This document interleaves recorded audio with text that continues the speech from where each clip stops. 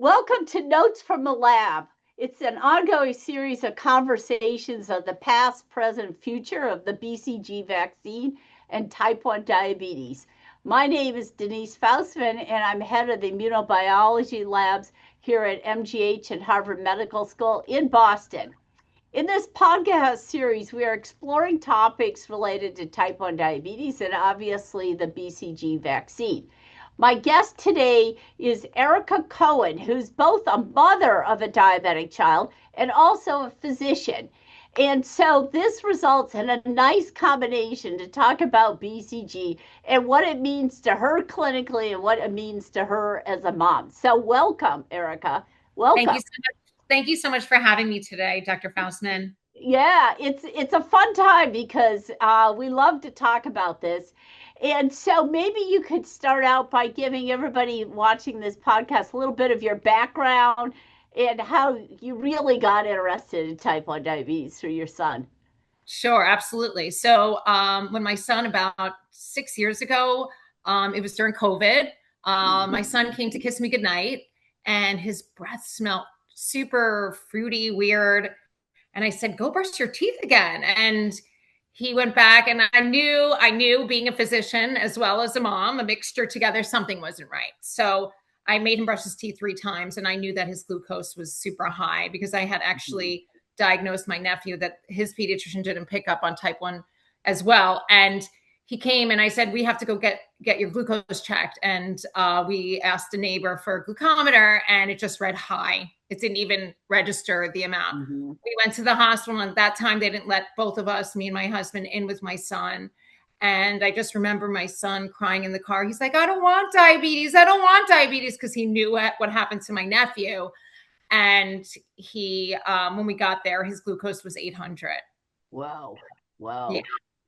Yeah. It's the stories I get from the clinic of how families figured this out is just absolutely amazing. I mean, you're a physician, so you had a head up. You had a kid with diabetes, but the stories, the journey of figuring out these subtle symptoms, okay, are really remarkable in retrospect. And that's why it's so important to get diagnosed early. But really, good job, Mom. Good job. Okay. Thank you.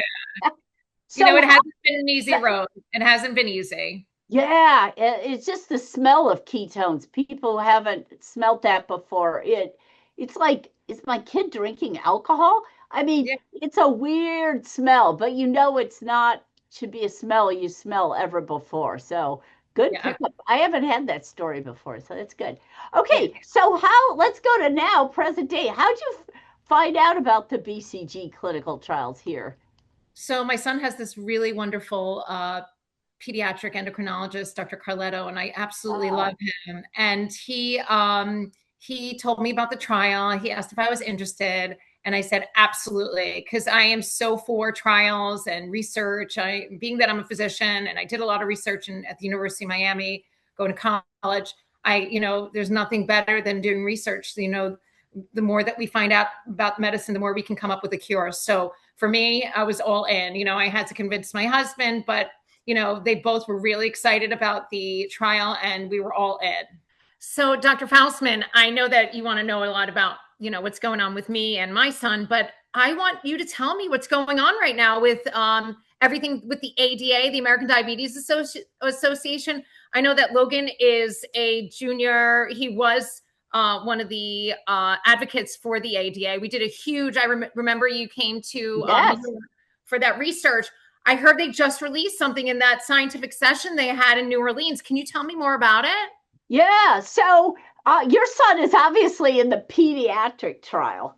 Yes. But for the last 8 years, we've been doing adults Wow. that got diabetes when they were kids, but now they're 10, 15, 20 years out from their diagnosis.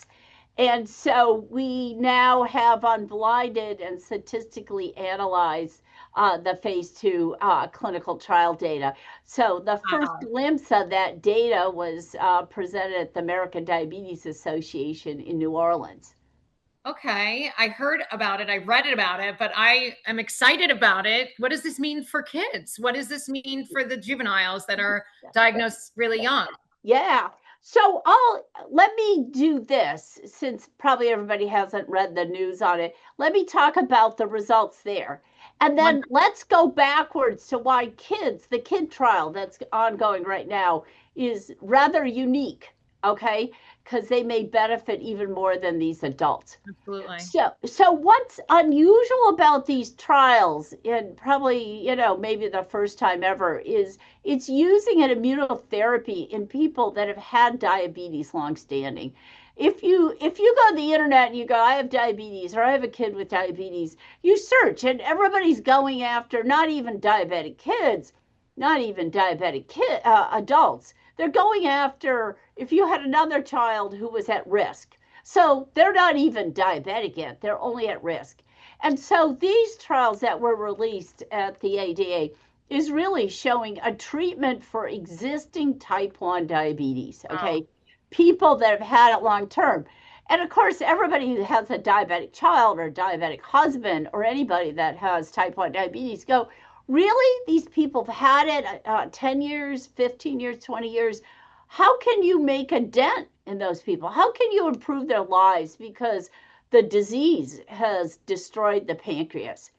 So the real secret sauce of these trials came almost 10 years ago when we did another adult trial. We saw the hemoglobin A1Cs drop, and we studied those people. And the big surprise was pancreas function was also dead. It was dead at the beginning of the trial. It was dead at the end of the trial. So if you're still in the diabetes field, whether you're an endocrinologist or you're a mom, you go, yeah, but the disease is over. What can you do? Be happy with your insulin, be happy with your CGM. But what we discovered in those early trials that now we've duplicated in these very large trials is the fact that the blood sugar's coming down so beautifully because the white blood cells, we identified this underlying defect in the white blood cells. And with BCG, it now makes these white blood cells correctly eat sugar and eat sugar in a regulated way. And the amazing. pancreas, at the end, after these major improvements, was dead. It's still dead at the end of the trial. So it's showing once again tight blood sugar control can be solely achieved with correction of this white blood cell defect. And when I use the term white blood cell, it means all white blood cells, the lymphoid system, B cells and T cells and neutrophils and monocytes. It's really the whole spectrum has this defect. And scientifically, we call it aerobic glycolysis defect. So if somebody really wants to Google the Yeah. real words, it's called aerobic glycolysis. So it was kind of a startling finding about 10 years ago that white blood cells could tightly control blood sugar. So of course we had to redo that trial. Okay. So the data that came out in the phase 2 trial shows that these long-term diabetics with no pancreas, you give them, in this case, they got 6 vaccines. Their blood sugars come down not only by monitoring hemoglobin A1C, but their CGM data shows the blood sugars come on down. And you go, somebody could walk by this data and they go, well, Faustman, all you've done is created an 8-year long acting insulin. But anybody who has a diabetic kid knows that insulin, you can always take more insulin, right? And your son can take Right. more insulin. But that's not the cure because you take more insulin and you're bottoming out. Okay, hypoglycemia Um, all along. no, very well. We're up all night.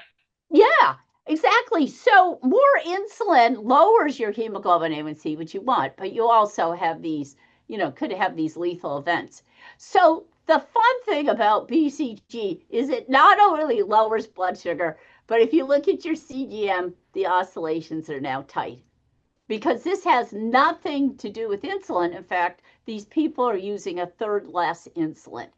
So it's lowering hemoglobin A1C, it's lowering your insulin needs, and now your oscillations are tight. So this is a huge deal. This is a huge deal because the management that we have in place has only gone so far. So this is a big step at getting blood sugars in a range safely with durability that hopefully will prevent complications.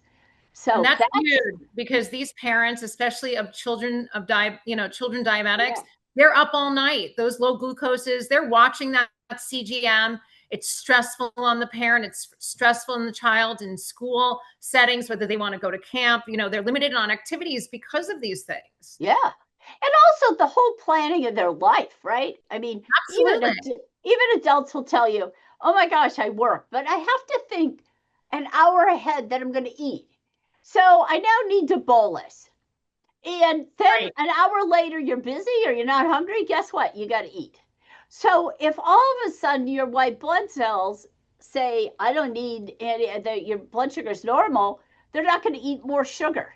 So it is for immediate lifestyle, forget complications. It's a big lifestyle change as well as improvement in where you head with uncontrolled blood sugars over your lifespan.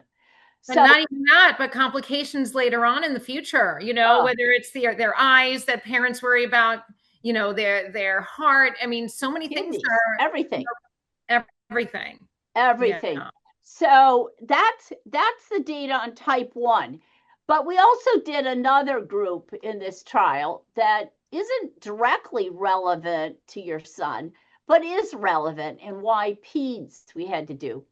We also did an exploratory group called LADA, and the public is less familiar with LADA, but there'll be a lot of people who go, now finally somebody understands me. And LADA, it stands for latent autoimmune diabetes of adults. It means you get the autoantibodies, you get the hyperglycemia, you're thin, metformin doesn't work, but interestingly, you have autoimmunity. So it means you get autoimmunity when you're 30, 40, or 50. Okay. And it's a very slow disease. It's still type 1 diabetes, but it's very slow.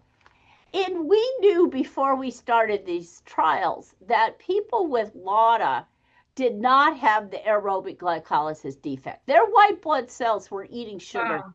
just fine. So you go, why'd you enroll them then? Okay, like why?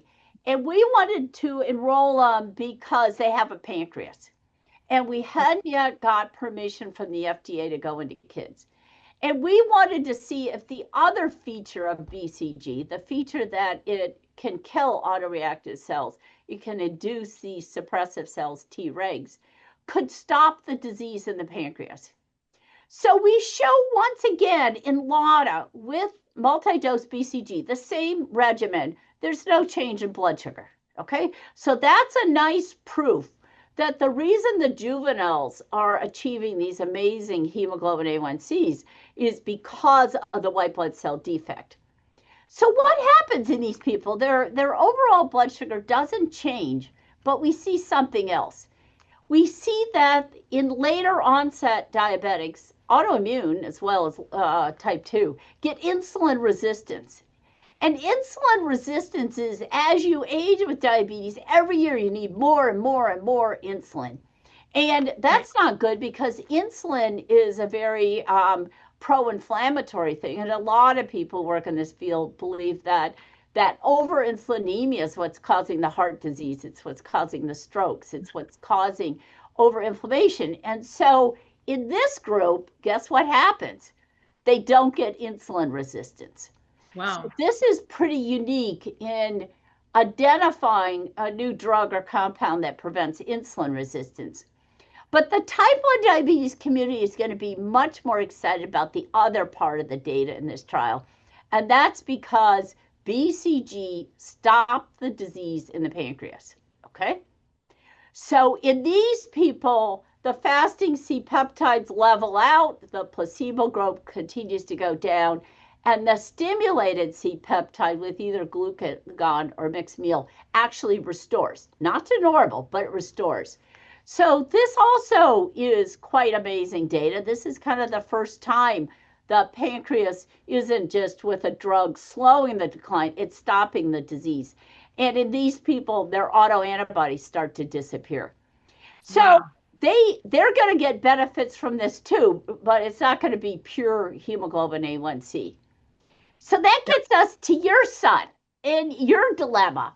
Because the reason we wanted to do peds is they're kind of a double whammy.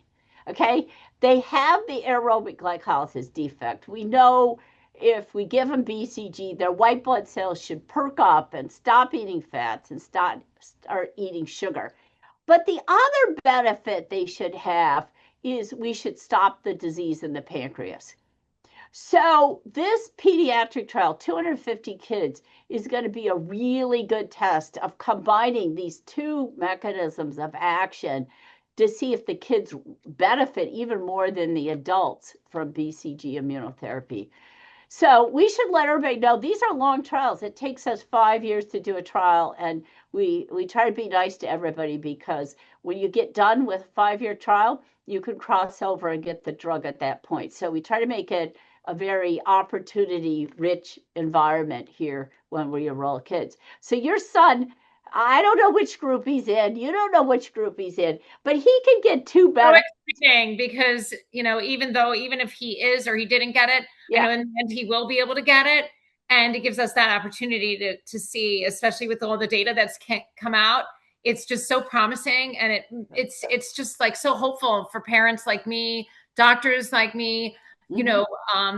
People suffer from this disease. We work with the ADA, and we see what they've been doing and research, and what you've been doing is just phenomenal. And we're just really, really thankful and hopeful and excited really about this. Yeah.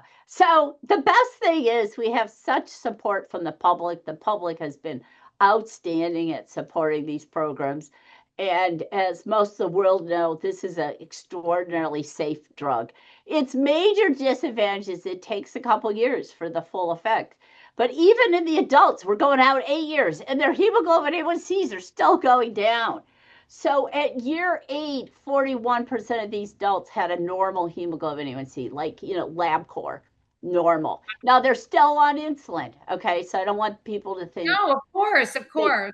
but you can't achieve that with lifestyle. You can't achieve that with a new insulin. You can't achieve it with a pump or a CGM. So it's a big step forward at making lives just one step more easy. And we'll just see as we go along the impact on children now. So we have wonderful parents like you. We have wonderful physicians across the US who are just now going, what? You're talking about white blood cells? And, the pancreas has been the center story for probably too long. And we did appreciate the white blood cell role in keeping blood sugars under control. So it's a new era. And the name of the game in trials is do it again, do it again, do it again. And we've already done 6 trials, so this will be our 7th trial, reproving it in Does people. the juveniles, do you follow the juveniles long term after they're in the Yes. trial? Yeah. So So that it's so critical. So at year 5, let's say you got BCG the first 5 years, then you can roll in the crossover study and quote, get placebo or take nothing. So we can also follow the kids out the next 5 years to make sure we have durability in the kids. That data is really important. So let's say kids need a booster more often than the adults do. If sure. we start to see that group at year 8, blood sugars go up, then we could take that data to the FDA and say we need a booster shot. So Gotcha. it keeps people in the queue to be the front of the line if we need to reboost with additional doses. That makes sense, because just Yeah, like when you bring your child to the pediatrician and sometimes they're no longer immune to something, maybe they just need a booster, yeah, their immunity has run out and you need to kind of reintroduce the yeah, system to it. reboost it again. So, I Right. mean, vaccines, even though this isn't a vaccine because we're not preventing, it's kind of immunotherapy, but Yeah. all sorts of immunotherapy sometimes have to be re-administered. So we'll see how durable it is in adults, which is ongoing, how durable it is in kids as we move forward. So, and kids may be, kids are kind of amazing. I mean, they may move faster than the adults for the primary outcome, but time will tell. We have to do these trials to find out what the full spectrum is. For So sure. I want to thank you for joining us today. And say hi to your son for us. The balloons in the back, I'm told, are Yes, he's graduating from high school. He's going off to college. And that's another thing as a parent, you know, the fear of sending your child to college with lows. This gives other parents, you know, some parents won't even send their kids away to college if they feel too worried. You know, you're watching that CGM all night. You know, you're worried while they're at school, you're watching them. They're going to, who knows what they're going to be doing in college. So, you know, even though they're adults, they're, you know, you as a parent, a caregiver for any age diabetic, it's scary. And the lifestyle for myself as a caregiver and for him, you know, to be just like the normal teenager. He doesn't have to think 5,000 times a day. What am I eating? How am I eating? What's my glucose? You know, he's going to watch, but it maybe will give him a little bit relief, a little less stress. And that is just, you know, that's just such a present and such a gift to these children as well as adults. So I thank you. And I think I'm so excited to be here today and that you gave me this opportunity to talk. I really appreciate it. No, it's so important because you sometimes forget in the clinic what the real life is with this disease. You forget there's a dissociation. So thank you, Erika, for joining us and for sharing your story and your son's story and your entire family story. I hadn't heard the one of the kiss of diagnosis of type 1 diabetes, so that's special. No, not keto. Tissue. Okay. For all our listeners, if you want more information on this podcast series or more about our BCG clinical trials, go to www.faustmanlab.org. And again, thank you, Erika, so much. Thank you so much, Dr. Faustman. Okay, thank you. Thank you. Bye-bye.